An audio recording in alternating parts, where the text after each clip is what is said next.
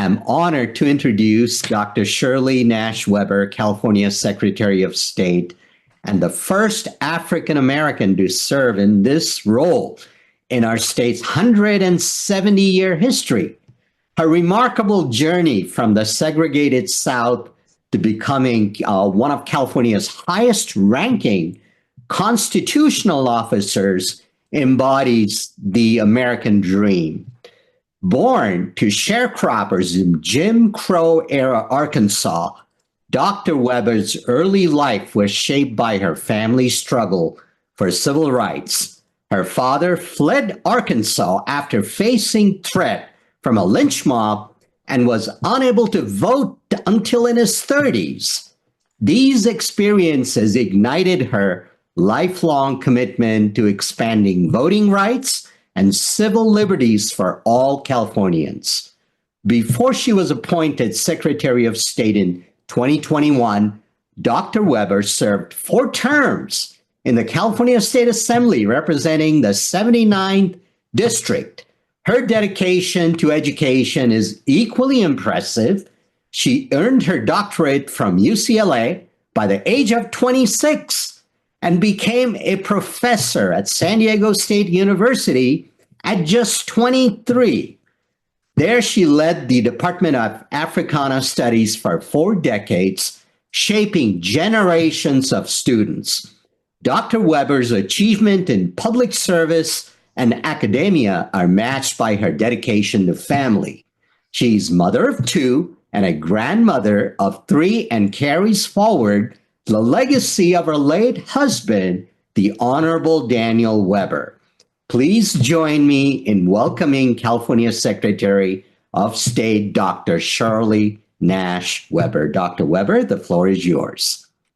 Well, thank you, Bobby, and thanks so very much for inviting me to be here today, and hopefully to share a little bit about what we do in the Secretary of State's office and our commitment to making California a better place for everyone to live and to be a part of this California dream that everyone talks about, that all of us live through, that all of us have been a part of, and all of the things that California has to offer that are so very, very, very unique in the state. So I'm pleased to be with you. There's some members of my staff who are on, as well as Janelle Jackson, who is on our staff, but also members of my staff that work directly with our disabled committee.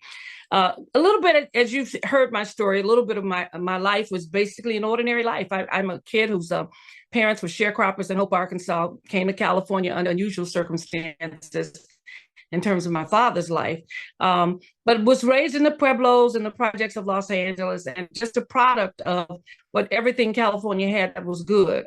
When I say that, because it had at that time, a strong educational system, amazing teachers that they had brought to California from Texas and Alabama, and when they were basically trying to fill the schools and those kinds of things. But I had wonderful teachers who understood what it was to be an African American in a nation that didn't necessarily always celebrate us. As I pointed out, my father never got a chance to vote till he was well into his 30s. He'd had 6 kids by the time he could actually vote.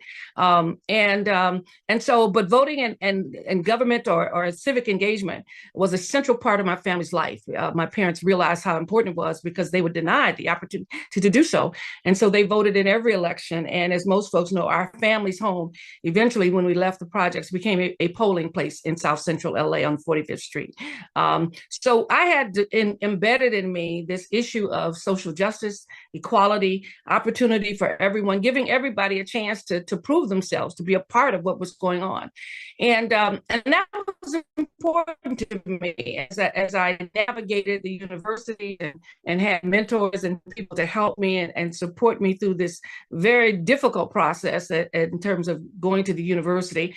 The more I climbed the ladder of actual success, as most people discover, the harder life becomes, because you become then a threat. When I was just an undergraduate and kind of going through the university, bumping into walls and graduating, nobody paid me a whole lot of attention. But when I got near the end of the journey and actually was finishing my doctorate in terms of coursework before anyone else in the program, I became a threat, and the university did its best to try to put me out of school, even though they had no grounds to do so. You know, I had all the grades, I had all the credits, I had taken all the courses, and yet they wanted me to leave. So it was an interesting journey. In that sense, that I realized that the more you get influence, the more you become a frightening person to people, because then you have the ability to help people, to change their lives, to make them a little bit better. And I found that out when I was at the university, working with my students, working with various ethnic students, as well as students who had challenges. We had folks in our class who were in their 90s because they always wanted to go to school, and to create an opportunity for them to go to school. It was an amazing experience, not only for me and my students, but also for my students who had never met anyone in their 90s who could talk about the history of California and what it was like to be in Chicago during the era when, when you had all the labor unions forming and those kinds of things. And we had people who were part of the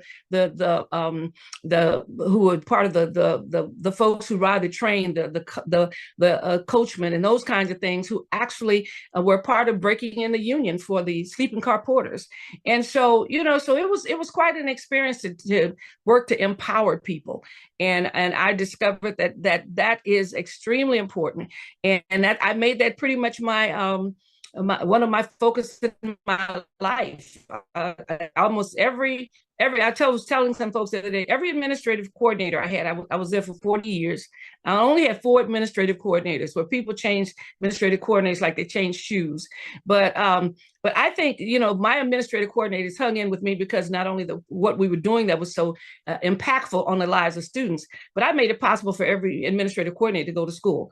And 3 out of the 4 actually got their bachelor's degree while they were serving as my administrative coordinator, as my secretary. But they got their bachelor's degree. A couple of them got their master's, and 2 of them got their PhD while they were serving with me, and we became university professors from being secretaries. So it was just a unique opportunity. But in the process of that, I ran across a lot of students. We used to have disability day, and I ran across a lot of students who were in my class who had unique challenges. And that in itself helped me immensely in my own purpose of trying to figure out, how do we help everyone who has unique challenges?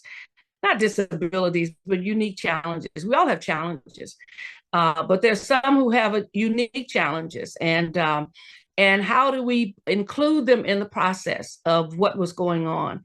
And it was always interesting because I had one student who was absolutely brilliant, and he could not move any part of his body except for turn his head from left to right.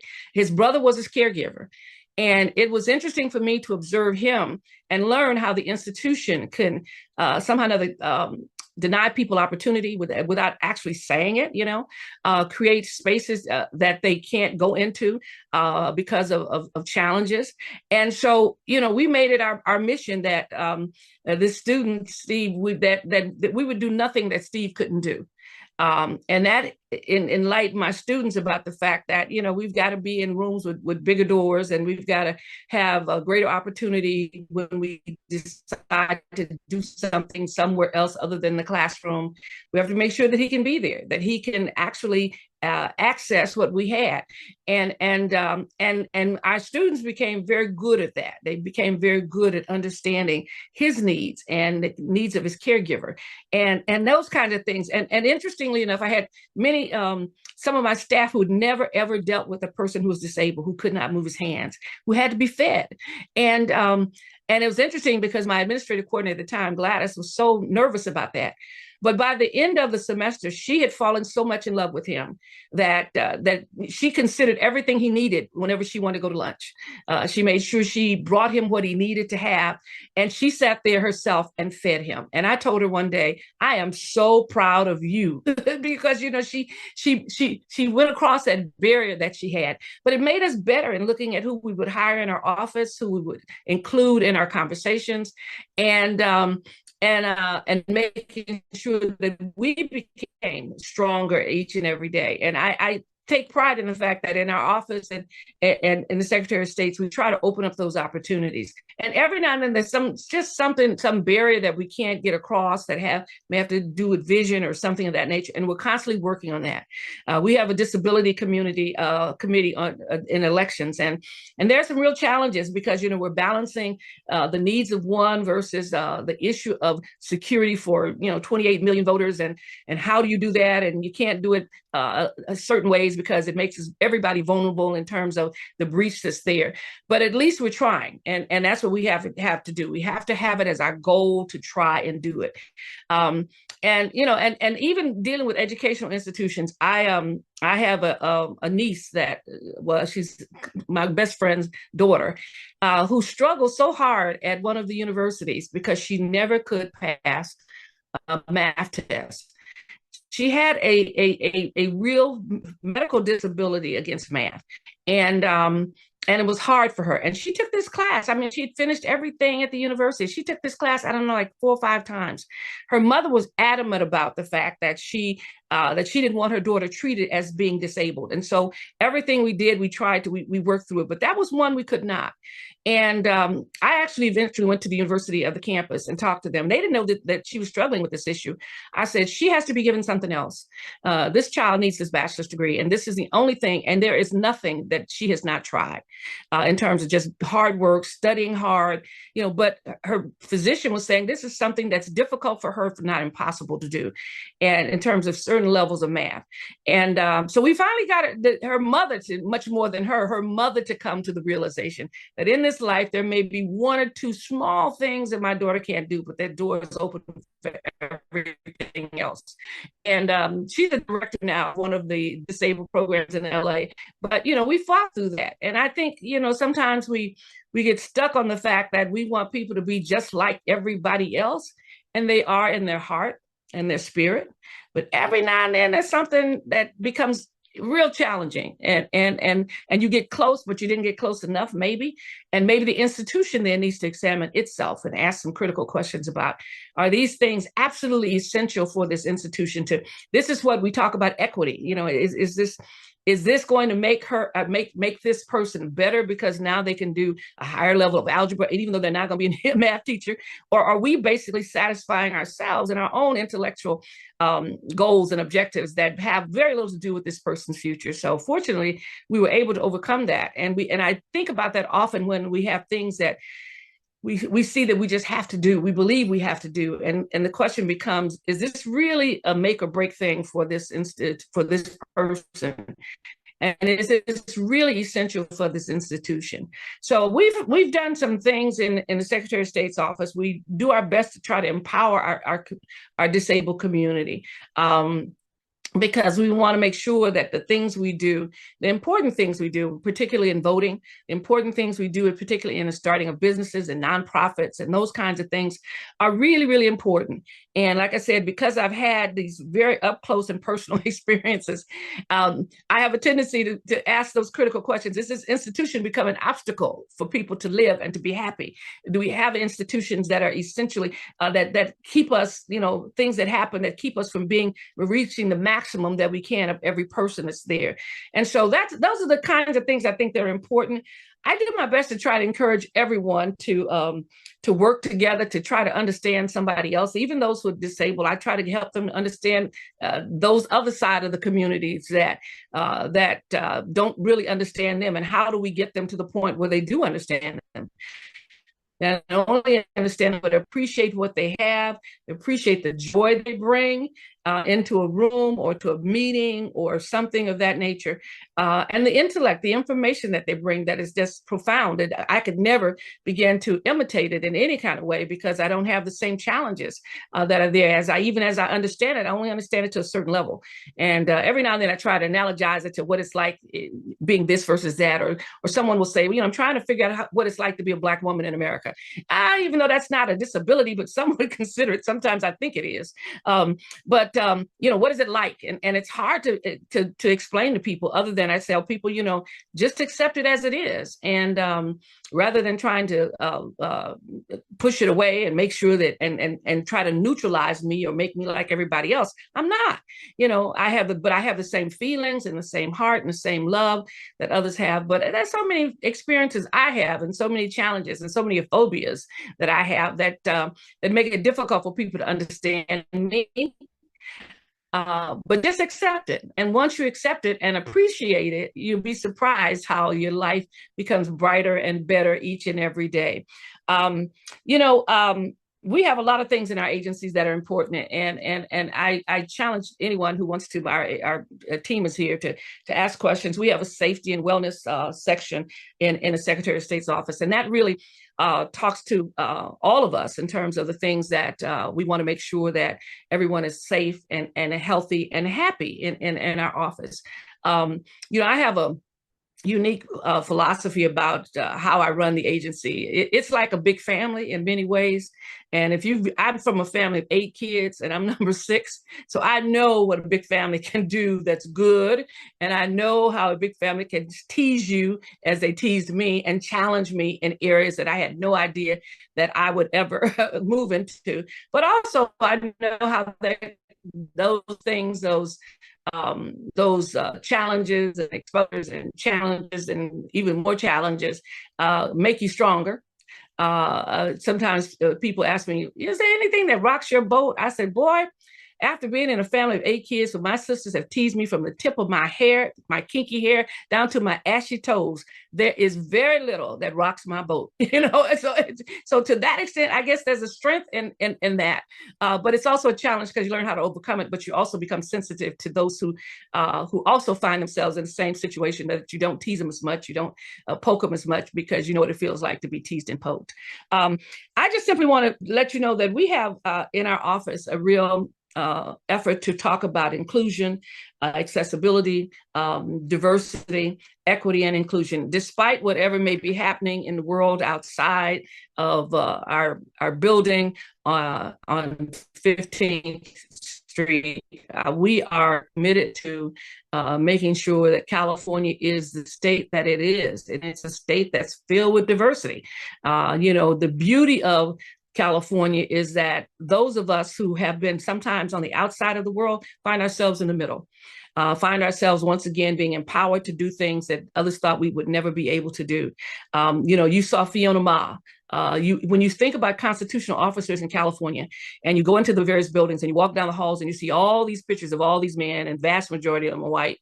Then you come, and if you take the pictures of those who are currently the 8 constitutional officers in California right now, you would discover that only one of those constitutional officers is a unique white male, and that's the governor. Everyone else is a female or a person of color. And that is the beauty of California. We get good advocacy, we get good engagement, and it's not even based on the population of California. The African Americans are like 6-7% of the population in California.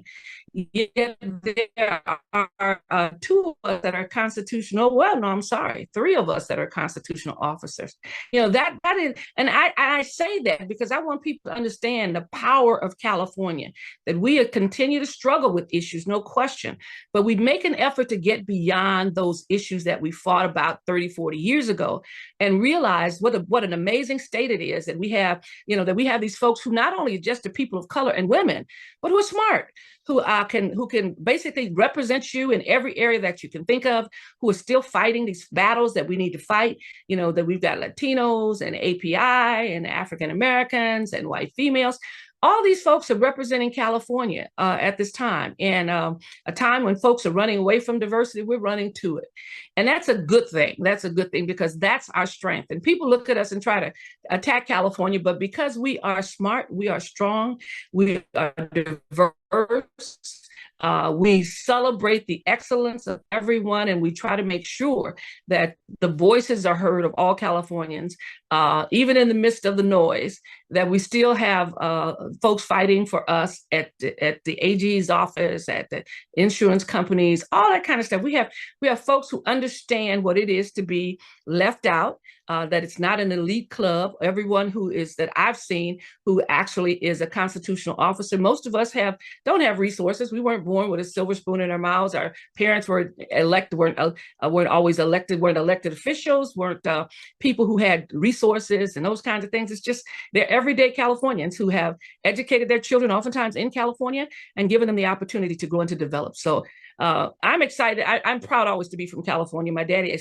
came to California because of the Jim Crow racism in Arkansas, and he came here because there were good places, there were good schools, and his children got a chance to take advantage of some of the best that the nation and the world had to offer in terms of the universities and the training schools and all those kinds of things that exist in California. So our family is strong because of the fact that California has helped us to be strong and to stay focused and to take advantage of the resources that this nation has. So there are many programs that we have. The LEAP program, I'm sure you probably heard of all of those issues will deal with the reasonable accommodation, but our LEAP program in terms of looking at all the examinations that we give and making sure those examinations are fair and making sure that those examinations actually are a reflection of the skills and talent that people need. And if not, to alter those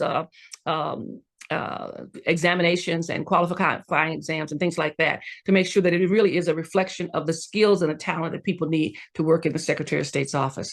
So I'm going to probably end that with that because we have so many programs in the Secretary of State's office. We're about elections. We do elections, but most of you know that we also are the place where all of you come and do businesses. Our notaries are there. We have a program that women will be abused. We have programs that are, like I said, all of our notaries and our filings, all of our archives. The beauty of California is its archives, and we're doing our best to expand that archive so that every Californian can actually look up their ancestry and find out where they came from, who their people were, and how they have come to California or how they were born in California. And the beauty of California in looking at our history, that sometimes is not very positive, but nonetheless, it has made us strong and it has made us resilient, and it should make us better because of where we came from. So we have a lot of things. We have a huge technology department.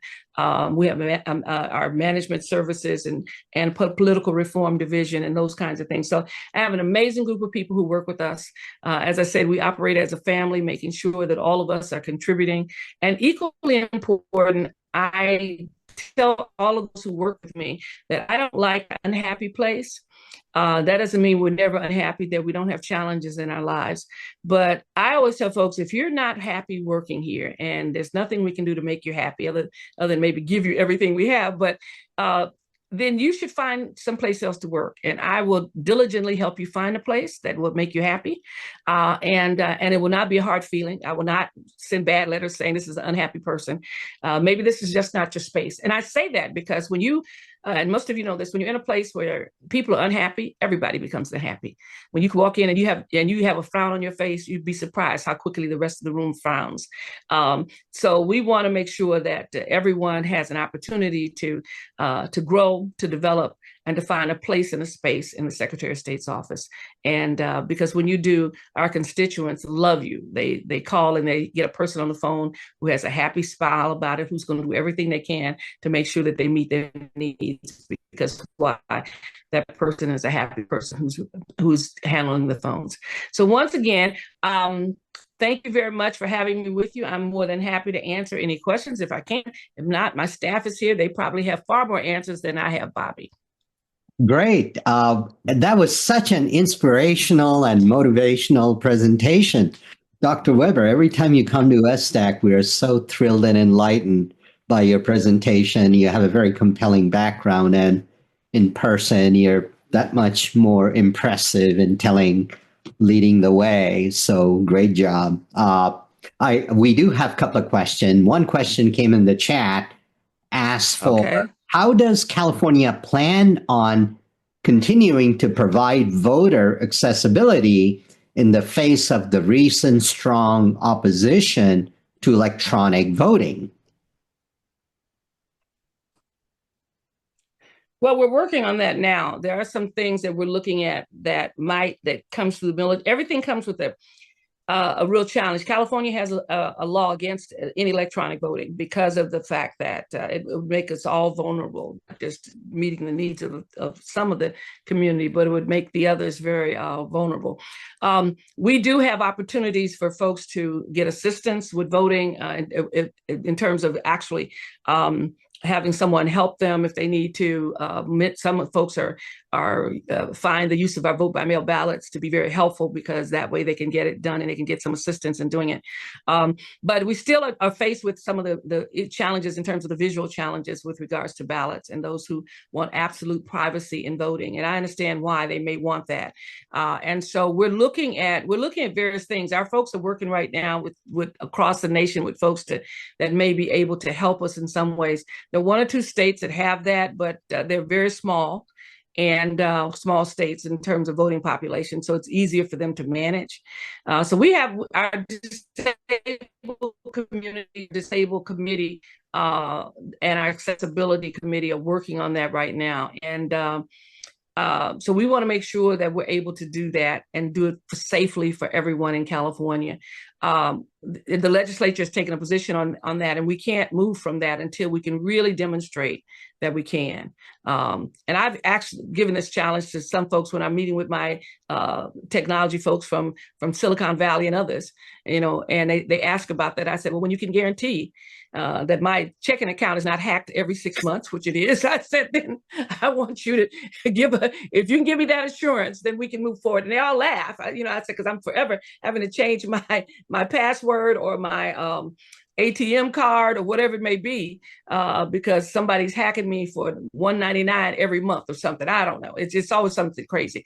But we are working on it, and we invite folks to join this committee, this accessibility committee, because maybe you have some ideas that we don't have, but the system we have has to be good enough for everyone in the nation.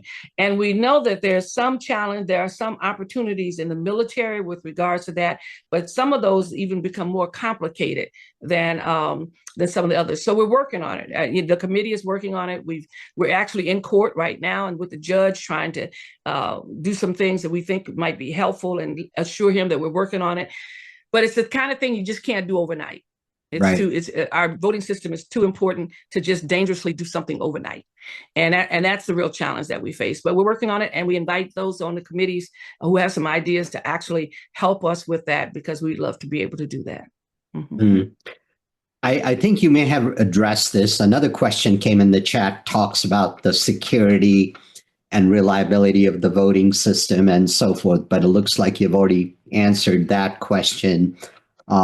And I'm not going to labor that point any further, but there is a related question. How are voting places ensured to be accessible to people with disabilities? And I assume that we have part of our elections committee, when we go out, before we open up a polling place anywhere, we have our accessibility folks to go out and look at it to make sure that there are proper ramps and entrances and those kinds of things that are there, so that before we would actually accept a polling place, it has to be able to do that. There used to be a time when you'd have places that were known as disability places and blah, blah, blah. But now we actually go out and ensure that happens, so that it is available before the polling place is accepted. So we have people to go out and check out every polling place that we use. Mm-hmm. Another question came related to LEAP. You mentioned that's a program. You make sure that the testing's fair and equal and all that. The question is this: would be interesting to see the data on LEAP, considering DEI approaches, initiative, etc., in California state departments. LEAP has historically had a negative view that hiring managers shy away from or feel compelled to consider. Are candidates using it more? To have LEAP candidate been hired over recent years? That's the question that they're asking. I'm not sure if they have. Our staff can look into it. I think I'm not sure how it's being. I know it exists, but I'm not sure whether or not it has been very successful in what you do, because oftentimes, I'm constantly battling this, not only just in terms of the disabled community, but in every community that exists, to try to get people to open up and to diversify their employment. And it's not easy, because oftentimes the things that are done with and they don't say it. It just happens. You know, who gets hired, who doesn't get hired, those kinds of things. And so it becomes even more challenging. And now that we're dealing with diversity, equity, and inclusion as a part of the national agenda, it becomes even more difficult, because people now will try to use that to say, well, you can't really ask these kind of questions. You can't have these kinds of things. And I anticipate that all of our programs will be challenged at some point, because that's what it is. And many of our programs that we had in the past, the Help America Vote Act, and somebody mentioned that in one of the chats a minute ago that came across. I anticipate all of those things being challenged, because everything is being challenged, and that deviates from the norm, because Make America Great Again means to go back to 1950. Okay. And that's why we're being challenged on the ID issue. We're going to be challenged on the accessibility issue. We're going to be challenged when we try to bring folks in from different backgrounds to work, and whether or not those are diversity people, or, you know, is this a DEI challenge or employment? We anticipate all of, we've been anticipating it, and it's slowly but surely come piece by piece, but people should pay attention. So we're fighting back as much as we can, but we also know that the court has changed a lot, and as a result of the court changing so much, it does see things differently than we used to see them before. And so my office and Mr. Banta are fighting every step of the way to make sure that we hold fast to the things that we believe in California, and it's going to be difficult.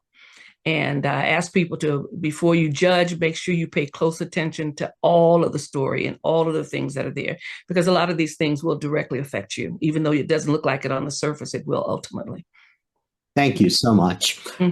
Another question, then I'm going to go to Alex. He's got his hand up so much.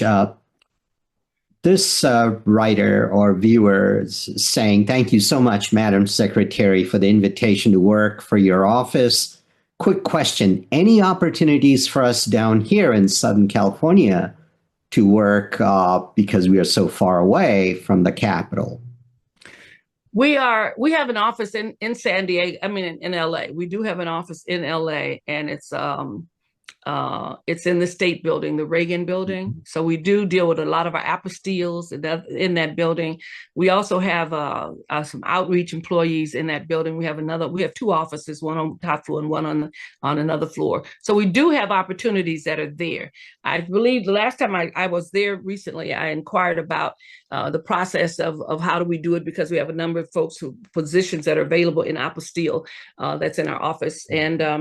And so I was informed that there's a testing that occurs first, and then there's the process of interviewing and opening up. So we encourage you to do that, to check our office with regards to our personnel office, and see the positions that we have available. And some of them are in the LA area. We've been toying with the idea of opening an office in San Diego, but we've developed a mobile office that roams around the state that people seem to love. But we may have an office eventually open in San Diego. I don't want to open anything just to have a space. I want to make sure it has functions and it has the ability to meet the needs of Californians, and that will have people actually coming to the office. So we're looking at that as well. Great. Thank you. Alex, go ahead. Unmute and ask your question. Thank you. Thank you, Dr. Weber. Many thanks for this candid conversation and sharing such valuable experiences regarding life challenges and disabilities. There are many points of disability-related intersectionality. What is an important lessons learned from barriers or challenges that you saw in helping Steve and others with disabilities, whether process or otherwise? And even if generally speaking, how did you or others navigate those challenges to help empower people on their path to achieving their goals? Right. Well, one of the things that the university was very good at, and that is that we had a very strong disability student association. And that helped immensely with regards to making sure that students who were disabled had a place to go to get information, that they didn't have to navigate this 30-some thousand student campus alone, that there was an office that had all the information, all the resources, that walked students through difficult things and communicated with us as faculty concerning students who needed special permission, special circumstances around testing, or they needed their test orally, or they needed an additional hour, or whatever it was. So I have to celebrate the fact that the university opened up for us as faculty a recognition that there were some things that we could do and that we had to do to make the needs of those students, have those students' needs met. And that became very, very important. And I would hope that even at the state level, that we would have a place where people could go and those of us who are not administrators in that program, but basically they would communicate with us about the needs of employees that we have and making sure that we accommodate those needs. Oftentimes people have to navigate that alone, and they shouldn't have to. And that was one of the nice things at the university that they had, that most universities and community colleges too have a disability student association that's very active, very strong, interfaces with everything at the university, and make sure that those students who have those challenges reasonably met. So that was one of the things I learned. I said, you got to have folks that are really knowledgeable. You got to be available and accessible, because everyone has not become a specialist in disability in terms, even if they're disabled, they still don't know all the things that they need to have, all the things that are available to them, and that can be met. So I learned that, we need to open up more, make sure that information is accessible, make sure we have people that we can refer to in our agency that have this expertise that can really, really provide the kind of information that's there. And then to work with the faculty to help them understand, work with your staff to help them understand, those who are administrators, that there are certain challenges that they have to be able to be open to and to meet in order to make sure that their employees are able to work and to work productively. And because everyone wants to be a productive employee. No one wants to be carried along or seen as the person that everybody's dragging along. You want to be productive. You want to be contributing to the agency. You want to make sure that you enjoy what you're doing as well as everybody else enjoys having you do it.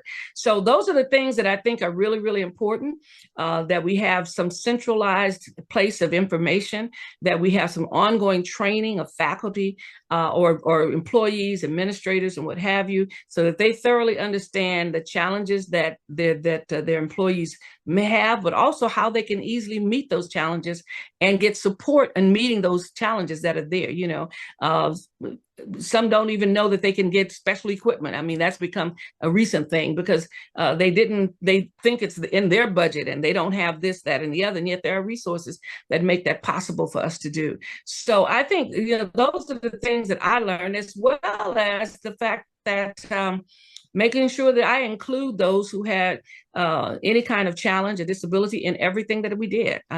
If we had a potluck, Steve had to bring some food. He could buy it, whatever, but he was just not going to eat free like everybody else. And he took the pride in that his mother could cook and this one could do that or whatever it was, but he could basically bring things, and people loved seeing what he would bring because he had a family that could really cook, and his brother was his assistant, and so his brother would bring this stuff, and Steve would be there as a part of the potluck. So I don't want to make them disabled because they're disabled. I want to make sure that they're included and figure out ways in which we can make sure that they have that inclusion and they feel good about it in the process of doing it. But it's a challenge, and I think if you look at it as a good life lesson, and if you look at it as something that truly enriches your life, Steve enriched my life so much for so many years.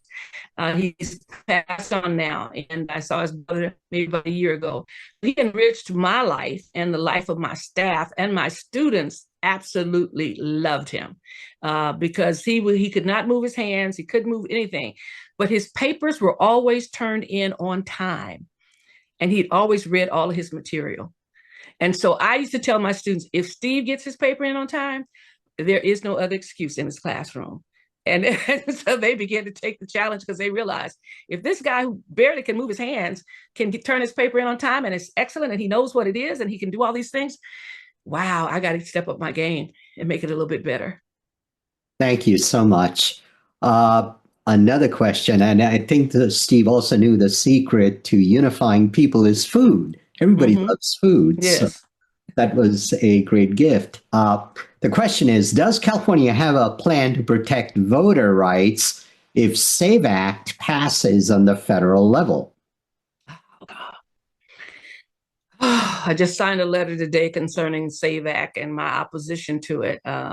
I hope most of you know what it is. If you haven't, spent some time figuring it out, or it's not that difficult to figure out, but it's going to require every person to, anytime you register to vote, you have to actually go into the registrar of voters office. You cannot register online. You won't be able to have vote by mail. Voting is only going to be one day. And you have to, any change you make in your registration, your address, anything has to be done in person. And every time you go to vote, you have to have your driver's license or your passport. So this is, I'm not driver's license, your birth certificate or your passport. Now, many folks don't have birth certificates and a lot don't have passports. So this is a SAFE Act. We're fighting it. We do have a voters' rights, our own. We're fighting what's happening in Washington. So we're trying to organize the secretaries of state to oppose it. Our delegation obviously is opposed to it. But we're fighting it, and we'll fight it in the courts if it passes because of its devastating effect upon you have to constantly validate your citizenship every time you go to vote. Even though you've already passed it, you've validated the fact that you're a U.S. citizen, you have the right to vote, and you've registered to vote. But anything you do after that, and every time you go, you have to validate it. Now, and this is on top of the fact that there's been no evidence, no data that says that there's been fraud or anything. And anyone who attempts to register to vote who's not a U.S. citizen actually will be convicted of a felony. Who's going to risk having a felony on your record when your one vote is only 1 out of 27 million? I mean, it just doesn't make sense, and it never has, and we don't have that happening. And so as a result, it's going to be difficult. But we have our own Voting Rights Act, and we're still fighting. That's been passed, and it's been actually strengthened. There's another bill that's coming out that even strengthens it more. But if this becomes a federal act, we will probably be in court fighting it along with some other states.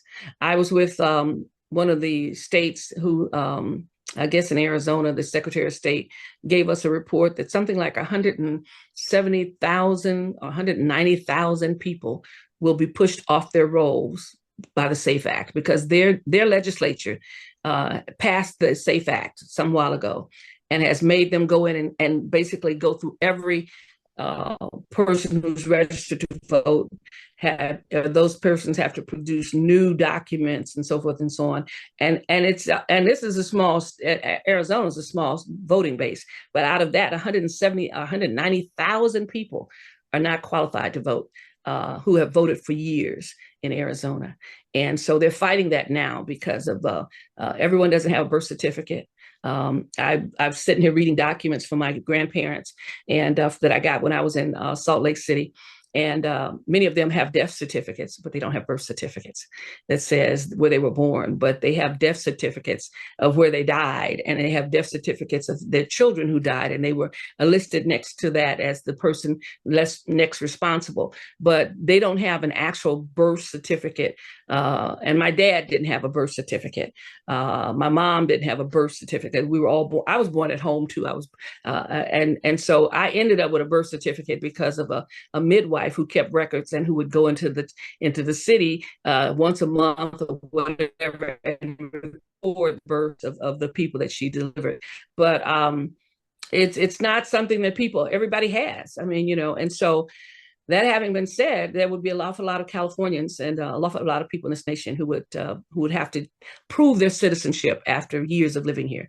So that's the challenge that we face, and we're fighting it every step of the way. The secretaries of state have issued a letter opposed to it. At least the Democratic secretary of states have, and I assume the others might. I'm not sure, but we've issued a letter opposed to the SAFE Act, and California will fight it. We've joined others to do that, and we're working with our legislators to make sure that happens. And people in the public should know what it is, because it sounds good on the surface, but when you start peeling back the layers, you realize that this is one of those ways that that can actually take us back. And it's one of those Jim Crow things where, like a literacy test or some poll tax or something of nature, some additional burden placed on folks who legitimately have a right to vote. Mm-hmm.